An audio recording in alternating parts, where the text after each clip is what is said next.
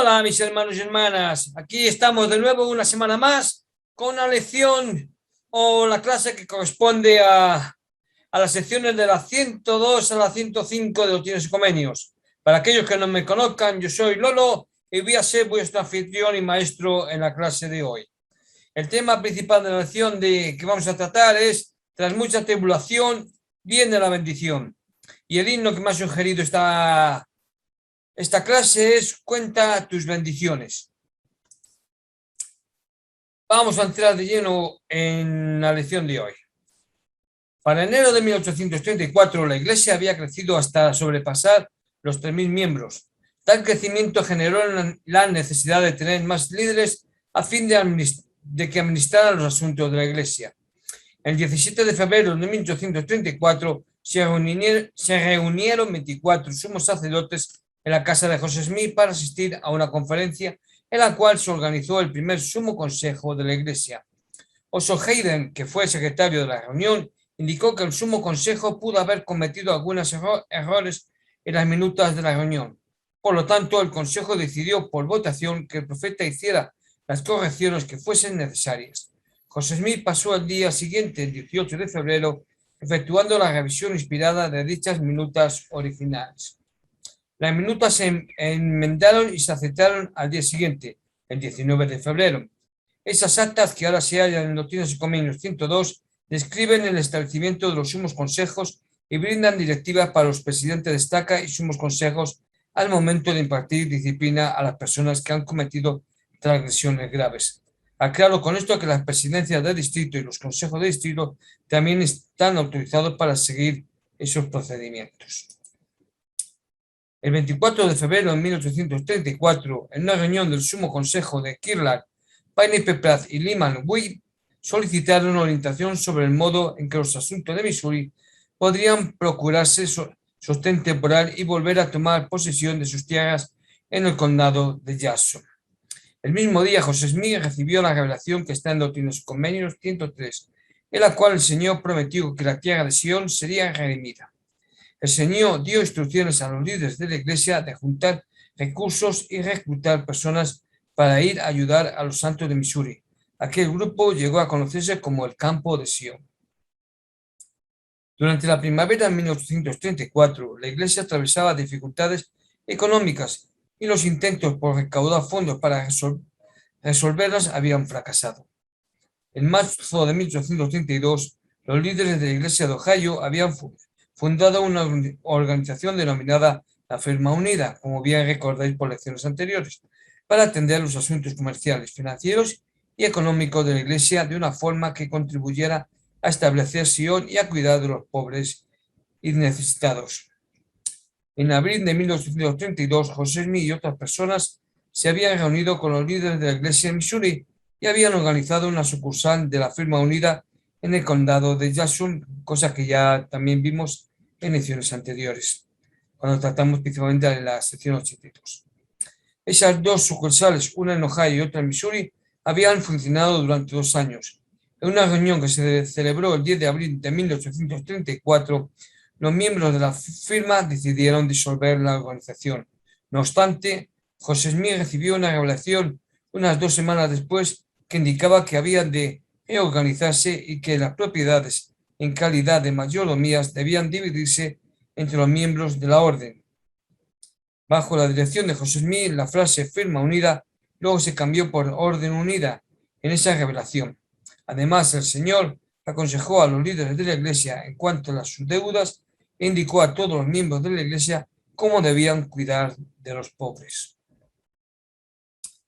En obediencia a las indicaciones del Señor, el profeta José Smith y unos 200 voluntarios y reclutas formaron lo que llegó a conocerse como el Campo de Sion, para acudir en ayuda de los santos que habían sido expulsados del condado de Jackson, lo que estudiamos en la lección anterior, Jackson, Missouri. Y continúa la lección diciendo: el 22 de junio de 1834, mientras acampaban cerca del río Fishing en Missouri, José Smith recibió la revelación que está en Doctrinas y Convenios 105. En ella el Señor indicaba a los santos que la tierra de Sion no sería redimida en ese momento. Además, el Señor impartió instrucciones concernientes a lo que debía ocurrir para que Sion fuese redimida en una ocasión futura. Para los miembros del campo, redimir Sion significaba restablecer a los santos a sus tierras, pero justo antes de que el campamento llegara al condado de Jason, el Señor le dijo a José Smith que se detuviera y que disolviera el campo de Sion. Algunos de los miembros del campamento se sintieron confusos y molestos con esa nueva instrucción. Para ellos significaba que la expedición había fracasado y que las promesas del Señor no se habían cumplido. Sin embargo, otros de ellos lo vieron de otra manera. Aun cuando los santos exiliados nunca regresaron al condado de Jason, la experiencia sí brindó un grado de redención a Sion, y sí vino por poder. Y sí vino por poder. Los miembros fieles del campo de Sion, muchos de los cuales más adelante llegaron a ser líderes de la Iglesia, testificaron que la experiencia profundizó a su fe en el poder de Dios, en el llamamiento divino de José Smith y en Sion, no solo en Sion el lugar, sino en Sion el pueblo de Dios. En vez de cuestionar el valor de esa tarea que pareció haber sido infructuosa, aprendieron que la verdadera tarea es seguir al Salvador aun cuando no entendamos todo. Es de esa manera que Sion finalmente será redimida. Seguidamente, y para dar comienzo a la clase de hoy, voy a relataros algo que le pasó al presidente Harold Berlin. Hace años, contaba, cuando servía como presidente de Estaca, tuvimos un caso muy grave que se presentó al Sumo Consejo y a la presidencia de la Estaca y que resultó en la excomunión de un hombre que había hecho daño a una encantadora jovencita. Después de una sesión que duró casi toda la noche y a la mañana siguiente, fui a mi oficina sintiéndome bastante cansado. Allí me encontré con el hermano del hombre con quien nos habíamos reunido la noche anterior. Ese hombre me dijo: quiero decirle que mi hermano no es culpable de lo que le han imputado. ¿Cómo sabe usted que no es culpable?, le pregunté. Porque oré y el Señor me dijo que es inocente, contestó el hombre. En su opinión, mis hermanos y hermanas, ¿cómo podría aquel hombre haber recibido una respuesta contraria a la decisión tomada para la presidencia de Estaca y del Sumo Consejo? Bien, hace años yo ya no estaba en la rama, es decir, no estaba. Pero ocurrió algo sumamente grave y que llegó a establecer o llevar a cabo un consejo disciplinario a ciertos miembros de la rama por cuestiones que ahora no vienen a lugar. Es decir, la decisión no fue de descomunión, pero sí de quitar los derechos a varios hermanos y hermanas. Estos se sintieron muy molestos y puedo decirles que aún hoy en día muchos de ellos siguen molestos y todavía no han terminado de cumplir en lo que se denomina el arrepentimiento. Si hubieran llegado a un arrepentimiento sincero y completo, hubieran logrado el perdón. Y el perdón significa olvidar. Y si no has olvidado aquello que pasó entonces, y ha llovido mucho, de verdad que ha llovido mucho, que han pasado más de 20 años desde aquel suceso, no quedaría todavía espinas, y las cenizas ya hace tiempo que se habían disipado y se habían, es decir, olvidado por ahí.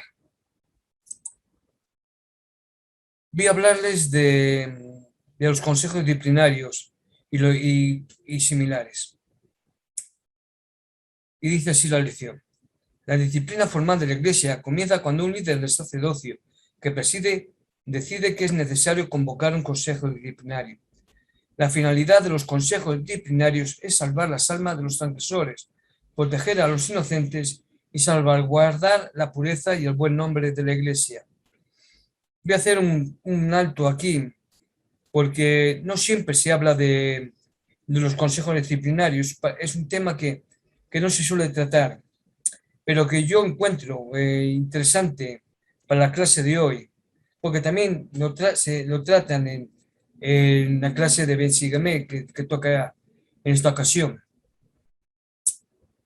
Y con esto me parece buen comienzo de la clase, porque muchos piensan que los consejos disciplinarios o la disciplina de la iglesia es para castigar, cuando la verdad es que no es así. Es decir, cuando alguien comete una transgresión, se le da un periodo para arrepentirse. Entonces, mientras ese periodo dura, pues es normal que se le releven sus derechos de miembro. Pues no sería justo que ha cometido una transgresión y pudiera seguir participando en la Santa Cena. Arrepentimiento, logras el perdón y sí, sigue adelante. Y el Señor, como lo dice la Escritura, el Señor olvida por completo el pecado que has cometido. Y por tanto, si el Señor lo olvida, nosotros, sus hijos, también debemos olvidar. Sobre el perdón, hace clases anteriores hemos hablado de ello. Bien, continuamos con la lección. La disciplina eclesiástica es un proceso inspirado que se extiende durante un periodo de tiempo determinado. Por medio de ese proceso y mediante la expiación de Jesucristo, un miembro puede recibir el perdón de sus pecados, recuperar la paz mental y fortalecerse para evitar la transgresión. La disciplina de la Iglesia se ha concebido para ayudar a los hijos de nuestro Padre Celestial en sus esfuerzos por purificarse del pecado mediante la expiación, volver a la hermandad plena de la Iglesia y recibir todas las bendiciones que ésta otorga. Los consejos disciplinarios de la Iglesia de Jesucristo de los Santos de los últimos días ocurren en estricta confidencialidad, por lo que a menudo son siempre criticados o juzgados por los pocos que se hacen públicos. Para brindar una visión más amplia sobre qué comprenden los consejos disciplinarios, Desmond Newt y posteriormente Más Fe, con permiso y de manera anónima, comparte algunas de las experiencias de miembros de la Iglesia que han experimentado consejos disciplinarios. El acceso a la información sobre los consejos disciplinarios de la Iglesia de Jesucristo es extremadamente raro. Es decir, es muy raro que salga a la luz lo que allí se decide. Es más, ni siquiera muchos miembros, cuando se lleva a cabo un consejo disciplinario, ni siquiera saben que se ha llevado a cabo. Proseguimos. Al igual que el hijo pródigo, de quien Lucas escribió que volvió en sí, los presidentes de estaca y los miembros entrevistados le escribieron los consejos disciplinarios como acciones correctivas tomadas con amor para ayudar a los miembros a recuperarse y regresar a su fe y membresía en la Iglesia. ¿Por qué son necesarios los consejos disciplinarios? Hoy en día a estos consejos se les denomina consejos de membresía, algo que el nombre se cambió hace poco. Los miembros ocasionalmente preguntan por qué se realizan los consejos disciplinarios o consejos de membresía de la Iglesia. Su propósito es tripartito: salvar las almas de los transgresores, 1, proteger a los inocentes, 2, y salvaguardar la pureza, la integridad y el buen nombre de la Iglesia. La disciplina en el mundo cristiano no es algo nuevo. Aparte de la fe de los santos de los últimos días, otras religiones como la Iglesia Católica practican la disciplina eclesiástica. Y esto debido a que la disciplina eclesiástica en el cristianismo ha existido desde que Jesucristo la describió en el Nuevo Testamento, como podemos ver en Mateo 18, versículos 16 al 17. Pedro corrigió a Simón por ofrecerse a pagar para recibir el don del Espíritu Santo, como lo vemos en Hechos 8, de versículos 9 al 24. Y Pablo lo compartió en sus cartas a los miembros de la iglesia lejanas en 1 Timoteo 1:1 y 1 Corintios 5:1-8 y 11.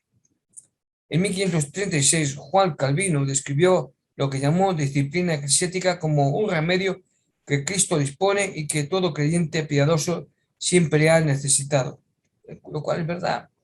El objetivo de la excomunión, escribió Calvino en su libro La institución de la religión cristiana, es llevar al pecador al arrepentimiento, hacer que vuelva en sí para que prefiera regocijarse que entristecerse a causa de la disciplina.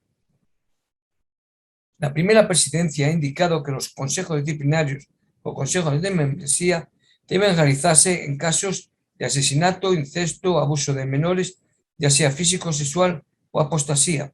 También se debe realizar cuando un líder prominente de la Iglesia cometa una transgresión grave, cuando el transgresor es un predador que podría significar una amenaza para otra persona, cuando la persona muestra un patrón de conducta de transgresión grave retiradas y cuando alguna transgresión grave es de amplio conocimiento público. Los consejos disciplinarios también pueden efectuarse para considerar la condición de miembro de la Iglesia de la persona después de una transgresión grave, ahí se me traba la lengua, como el aborto, la operación transexual, el intento de asesinato, la violación sexual, el abuso sexual en el entorno del hogar, el daño físico grave e intencional ha causado a otras personas, el adulterio, la fornicación, las relaciones homosexuales, el abandono deliberado de las responsabilidades familiares, el asalto o robo, el allanamiento ilegal con fines delictivos, las malversaciones de fondos, el hurto, la venta de drogas ilegales, el fraude, el perjurio y el falso testimonio. También puede convocarse un consejo disciplinario cuando el transgresor sea culpable de ejercicio de dolor grave, fraude por falsa representación u otras formas de estafa o deshonestidad en las transacciones comerciales. Bien, los consejos disciplinarios no se convocan para tratar casos de orden civil ni penal. Las decisiones de los tribunales civiles pueden contribuir a determinar si se debe efectuar un consejo disciplinario de la Iglesia. No obstante, el fallo del tribunal civil no dicta la decisión del consejo disciplinario. Los consejos disciplinarios no se realizan por casos como incumplimiento en el pago del diezmo, desobediencia a la palabra de sabiduría, inasistencias a la Iglesia, ni el negarse a recibir a los maestros ministrantes, con el compañerismo ministrante, quiero decir. No se efectúan por negocios fracasados ni por deudas que no se paguen. Su objeto no es resolver las disputas entre los miembros, tampoco se realizan en los casos de los mismos que desean quitar su nombre de los registros de la Iglesia y los que son menos activos. El consejo disciplinario empieza con la primera oración y luego se declara la razón por la que se ha convocado. Se pide al miembro que hable en términos sencillos y generales sobre la transgresión y que explique sus sentimientos al respecto y qué pasos hacia el arrepentimiento ha dado. El miembro podría responder a las preguntas de los líderes que procuren aclarar más el asunto. Después se le pide que se retire y los líderes deliberan en consejo, oran y toman una decisión. El consejo toma en consideración muchos factores. Por ejemplo, si se han quebrantado los convenios del templo o del matrimonio, si se ha abusado de una posición de confianza o autoridad, la repetición, gravedad y magnitud de las transgresiones, la edad, madurez y experiencia del transgresor, los intereses de las víctimas inocentes y de los familiares inocentes, el tiempo transcurrido entre la transgresión y la confesión, si la confesión fue voluntaria o no, y las muestras de arrepentimiento. Quienes participan en el consejo deben mantener todo el asunto en estricta confidencialidad y tratar el tema con un espíritu de amor. El objetivo de ello no es la represalia, más bien es ayudar al miembro a hacer los cambios necesarios para estar limpio ante Dios de nuevo. Las decisiones del consejo deben tomarse con inspiración. El consejo puede arribar a alguna de estas 4 decisiones: ninguna medida, un periodo formal de prueba, la suspensión de los derechos de miembro y la cuarta, la excomunión. Incluso cuando se haya cometido la transgresión, el consejo podría decidir no tomar ninguna medida en ese momento. En ese caso, se debe instar al miembro a recibir consejo adicional de su obispo o presidente de rama. El periodo formal de prueba es un plazo temporario de disciplina que se imparte como una forma de ayudar al miembro a arrepentirse cabalmente. El oficial que preside el consejo especifica las condiciones bajo las cuales puede darse fin a dicho periodo de prueba. Durante ese periodo, el obispo o presidente de estaca se mantiene en estrecho contacto para contribuir al progreso de la persona. Bien, cuando se habla de obispo o presidente de estaca, también se habla del presidente de rama o presidente de distrito o de misión, si fuera necesario, porque hay en algunos casos, es decir, no hay distrito ni rama ni estaca, sino que una rama pertenece a una misión. La tercera decisión que el Consejo puede tomar es la suspensión de los derechos de miembro. La suspensión de los derechos de miembro debe ser temporaria, aunque no necesariamente breve. Las personas a quienes se les suspenden los derechos de miembro siguen siendo miembros de la Iglesia. Se les insta a asistir a las reuniones públicas de la Iglesia, aunque no tienen el derecho de ofrecer oraciones en público y discursar en las reuniones. No pueden tener cargos en la Iglesia, no pueden tomar la Santa Cena, no pueden votar en el sostenimiento de los oficiales de la Iglesia, no pueden tener una recomendación para el templo ni ejercer el sacerdocio. Sin embargo, pueden pagar los diezmos y las ofrendas y seguir usando el garmen del templo si están investidas. Y ahora vamos a la última decisión, que es la excomunión. La excomunión es el fallo más grave que un consejo disciplinario de la Iglesia puede dictar. Las personas excomulgadas ya no son miembros de la Iglesia, por lo tanto, se les niegan los privilegios de ser miembros de esta, entre ellos el de usar el garmen del templo y el de pagar diezmos y ofrendas. Pueden asistir a las reuniones públicas de la Iglesia, no obstante, al igual que las personas cuyos derechos de miembros se han suspendido, su participación en dichas reuniones es limitada. A las personas excomulgadas se les insta a arrepentirse y a vivir de modo tal que, con el tiempo, vuelvan a hacerse merecedores del bautismo. Resumiendo, en la mayoría de los casos, el arrepentimiento tiene lugar entre una persona, Dios y aquellos que han sido afectados por los pecados de la persona. Sin embargo, a veces es necesario que un obispo o presidente de estaca ayude a los miembros de la Iglesia en su empeño por arrepentirse. Al ayudar a los miembros con el arrepentimiento, los obispos y los presidentes de estaca demuestran amor e interés. Ellos siguen el ejemplo del Salvador, quien eleva a las personas y les ayuda a apartarse del pecado y volverse hacia Dios, como se ve en Mateo 9, versículos 10 al 13 y Juan 8, versículos 3 a 11. Como se indica a continuación, este capítulo se ha organizado con el fin de guiar a los líderes con las decisiones y acciones clave necesarias para ayudar a alguien a arrepentirse de un pecado grave y para ayudar a proteger a otras personas. Como vemos, es decir, yo testifico porque triste o lamentablemente me ha tocado asistir a algún que otro consejo disciplinario. Y en todos he visto que los presidentes no buscan amonestar, ni castigar, ni hacer sentir culpable, ni buscan, digamos, empequeñecer o hacer sentir mal a las personas. Y hay mucho más a la persona transgresora, sino que buscan que esa persona hacerle ver que ha pecado y que es tiempo de arrepentirse si quiere continuar en la senda verdadera. Bueno, el otro tema a tratar en la lección de hoy es el campo de Sion. El elder C. Kimball expresó lo que sentía en aquel momento del campo de Sion.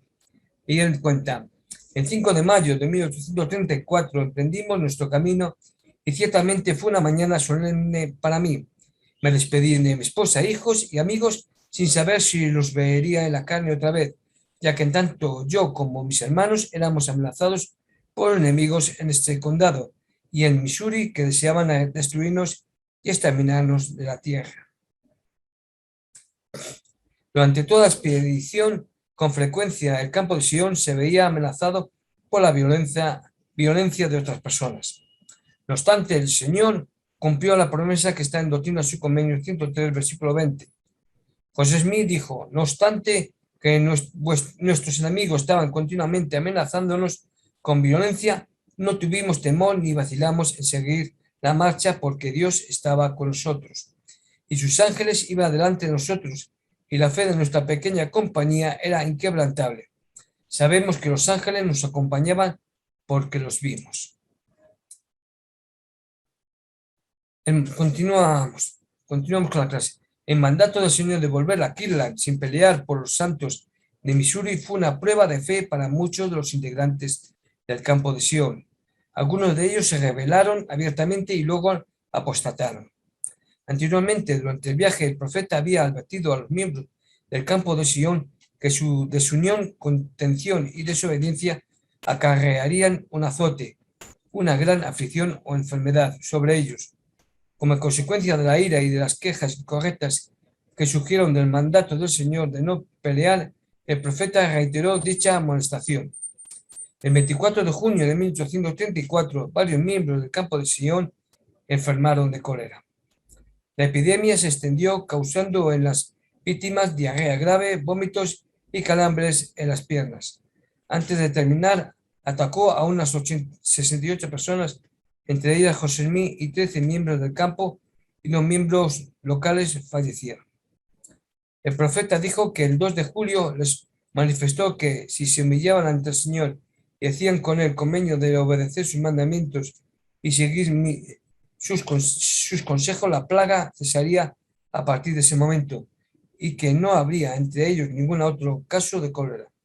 Los hermanos hicieron convenio de obedecer con la señal de la mano levantada y la plaga se detuvo. El Señor aceptó los sacrificios de los miembros del campo y los bendijo por lo que estaban dispuestos a hacer. En julio de 1834, el profeta José Smith disolvió el campo de Sion. Aunque algunas personas no pasaron la prueba de fe y dejaron la iglesia a quienes eran fieles, los fortaleció aquella experiencia. Para muchos, el viaje del campo de Sion fue un episodio infructuoso y malogrado. Un hermano de Kirtland que no acompañó al campo vio a Brigham Young después de que había vuelto y le dijo: bien, ¿en qué se benefició usted en ese inútil viaje a Missouri con José Smith? Todo lo que esperábamos lograr, contestó Brigham Young. No cambiaría la experiencia que obtuve en esa expedición por todas las riquezas del condado de Geauga, que en aquel momento era el condado donde estaba Kirtland. José Smith dijo sobre la disolución del campo de Sion: Dios no quería que pelearan. Él no podía organizar su reino con 12 hombres que abrieran las puertas del Evangelio a las naciones de la tierra y con otros 70 que estuvieran bajo la dirección de estos y siguieran sus huellas, a menos que los eligieran de un grupo de hombres que hubieran ofrecido su propia vida y hubieran hecho un sacrificio tan grande como el de Abraham. Brigham Young también habló sobre ello y dijo: cuando llegamos a Missouri, el Señor habló a su siervo José y dijo: he aceptado tu ofrenda. Y tuvimos el privilegio de regresar de nuevo. A mi regreso, muchos amigos me preguntaron qué beneficio había en llamar a hombres que estaban trabajando para ir a Missouri y luego regresar, aparentemente sin haber logrado nada. ¿Quién se ha beneficiado? Me preguntaron. Si el Señor mandó que se hiciera, ¿qué objeto tuvo en mente al hacerlo? Le dije a sus hermanos que se me había pagado bien, que se me había pagado con muchos intereses.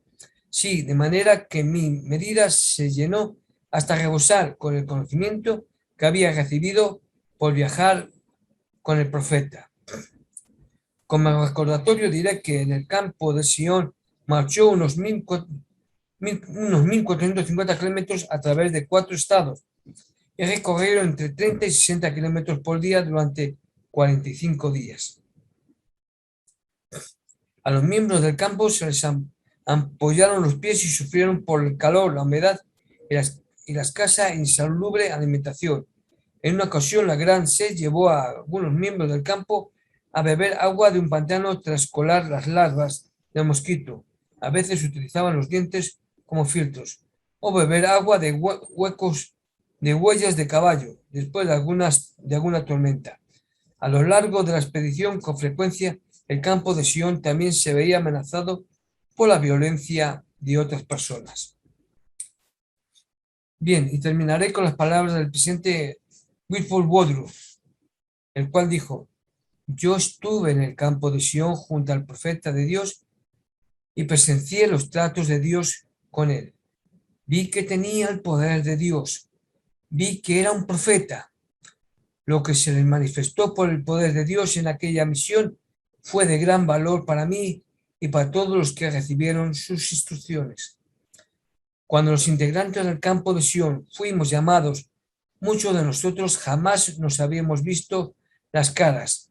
Éramos extraños los unos para los otros y algunos no habían visto nunca al profeta. Habíamos estado dispersados por la nación como granos de maíz en un cedazo. Éramos jóvenes y en aquel tiempo fuimos llamados para salir a redimir a Sion, y lo que teníamos que hacer debía hacerse con fe. Nos congregamos en Quila, procedentes de varios estados, y fuimos a redimir a Sion para cumplir el mandamiento que habíamos recibido de Dios. Él aceptó nuestras obras como aceptó las de Abraham. Nuestros logros fueron grandes, y aunque hubo apóstatas e incrédulos que muchas veces nos preguntaron: ¿y qué consiguieron? Logramos una experiencia que no habíamos tenido de ninguna otra manera. Tuvimos el privilegio de ser la faz del profeta y de viajar con él 1.600 kilómetros y de contemplar la influencia del Espíritu de Dios en él, las revelaciones de Jesucristo recibidas por él, así como su cumplimiento. Y reunió a unos 200 líderes de toda la nación en esos días y nos envió alrededor del mundo a predicar el Evangelio de Jesucristo. Si no hubiera formado parte del campo de Sion, no estaré aquí hoy en Sally City prestando servicio en el quórum de los 12. Por haber ido, fuimos puestos en la viña para predicar el Evangelio, y el Señor aceptó nuestras obras, y en todos nuestros trabajos y persecuciones, con nuestras vidas en peligro, frecuentemente hemos tenido que obrar y vivir por la fe. La experiencia que obtuvimos al viajar con el campo de Sion fue de más valor que el oro. Perdona la tos. Bien, si algo aprendemos de lo que sucedió en el campo de Sion, y que, como habéis visto, lo han repetido tanto Brigham Young como Woodruff, y ambos llegaron a ser presidentes de la iglesia, hablan de Abraham. Y es verdad, a Abraham se le mandó que cogiera a su hijo Isaac y fuera y le sacrificara. Y Abraham, sin dudar, cogió a su hijo y le llevó lejos, y cogió un cuchillo y fue a matar a su hijo Isaac, sin dudarlo, a su único hijo. Y una mano lo detuvo y le dijo: no lo hagas. Pues en el campo de Sion pasó igual. A José Smith se le mandó ir al campo de Sion a ayudar a los del condado de Jackson. Y llegados allí, estando cerca, el Señor les dijo: alto, no lo hagas.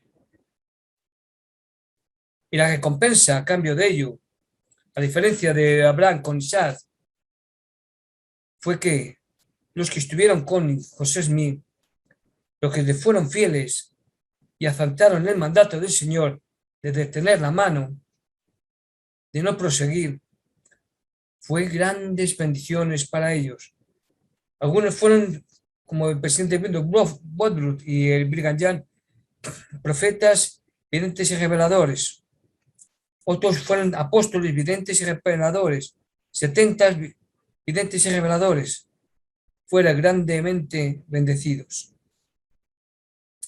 Esta es la lección de hoy, pero antes no quiero dejaros con la duda de lo que le pasó al presidente Harold Lee, al presidente Lee. cuando hemos empezado esta clase. ¿Qué pasó? ¿Qué le dijo al presidente Elías, al hermano de la persona que había sido excomulgada? Y el presidente Lee lo cuenta y dice, le pedí que entrara a mi oficina y nos sentamos. Luego le pregunté, ¿le gustaría si le haga algunas preguntas personales? Claro que no, respondió su acompañante. ¿Qué edad tiene usted? 47 años. ¿Qué oficio tiene en el sacerdocio? Creo que llegué a ser maestro, no estoy muy seguro. ¿Guarda usted la palabra de sabiduría? No. ¿Paga el diezmo? No, y no pienso hacerlo en tanto aquel hombre que me hizo daño siga como obispo de barrio. Le dije, ¿asiste a la reunión del sacerdocio? No. ¿Tampoco asiste a las reuniones sacramentales? No. ¿Hace sus oraciones familiares? No. ¿Estudia las escrituras? Me dijo que estaba mal de la vista y que no podía leer mucho. Ahora bien, dije, el presidente Lee, 15 de los hombres que viven de la manera más digna en la estaca oraron anoche en unión. Ahora usted, que no cumple ninguna de estas cosas, dice que ha orado y ha obtenido una respuesta opuesta. ¿Cómo me explica esto? Entonces aquel hombre me dijo una respuesta perfectamente adecuada. Me dijo, pues bien, presidente Lee, creo que mi respuesta debe haber venido de una fuente equivocada. Mis hermanos y hermanas, la oración es poderosa y el Señor siempre contesta nuestras oraciones. Pero cuando hacemos preguntas importantes, hay una cosa bien clara y me vais a entender perfectamente en cuanto os diga Santiago 1:5 y Moroni 10.